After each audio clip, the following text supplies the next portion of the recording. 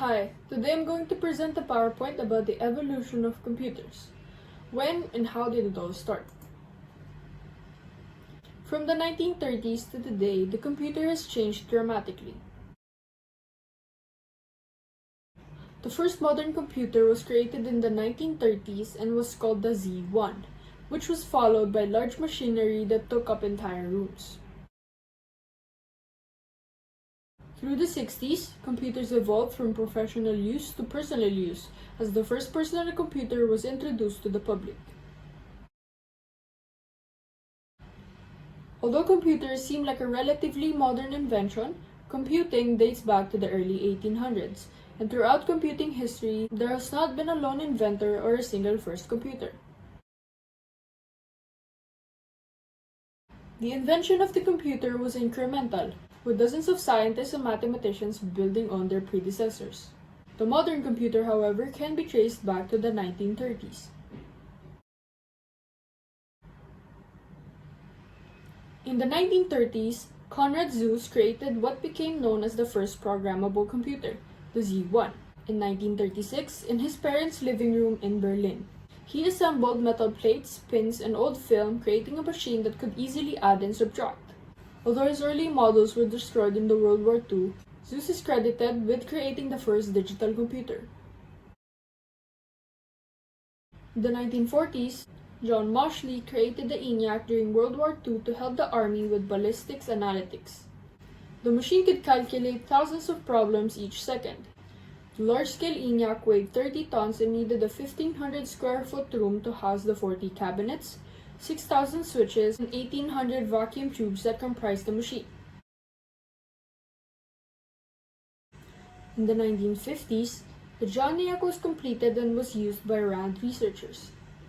The massive machine weighed just over 2 tons with over 5,000 vacuum tubes. This early computer operated for 13 years or 51,349 hours before being dismantled.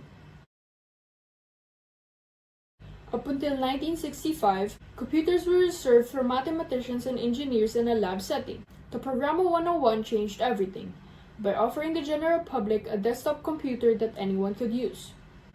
The 65-pound machine was the size of a typewriter and had 37 keys and a printer built in. The Italian invention ushered in the idea of the personal computer that will last to this day. The Xerox Alto was created in the 70s as a personal computer that could print documents and send emails. What was most notable about the computer was its design, which included a mouse, keyboard, and a screen. The state-of-the-art design would later influence Apple designs in the following decade.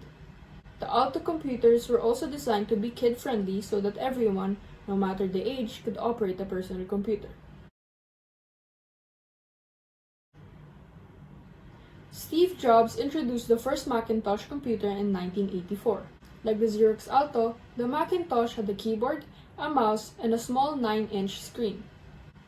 The computer, which weighed in at 22 pounds, was applauded for its interface of windows and icons.